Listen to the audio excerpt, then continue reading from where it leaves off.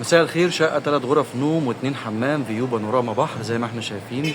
المنظر قدامنا اهو ساعة الغروب، والشقة كمان في برج حلو وجديد على شارع عمومي، شارع دبل اللي فيه المنتجع الملكي. مدخل البرج فخم جدا، هنتفرج عليه في اخر الفيديو.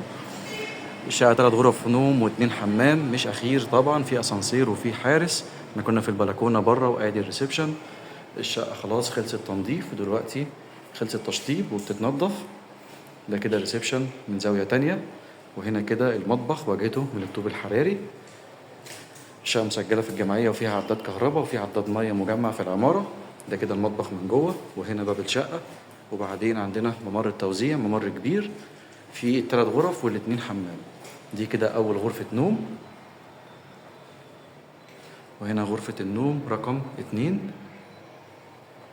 ده كده أول حمام، وهنا غرفة النوم رقم 3،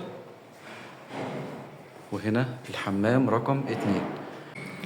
ده كده الأسانسير هنا في البرج، أسانسير كبير وحلو. وآدي المدخل، وهنا غرفة الحارس، مدخل كبير فيه كاميرات مراقبة. مدخل كله رخام، والسقف بتاعه كمان من الجبسون بورد.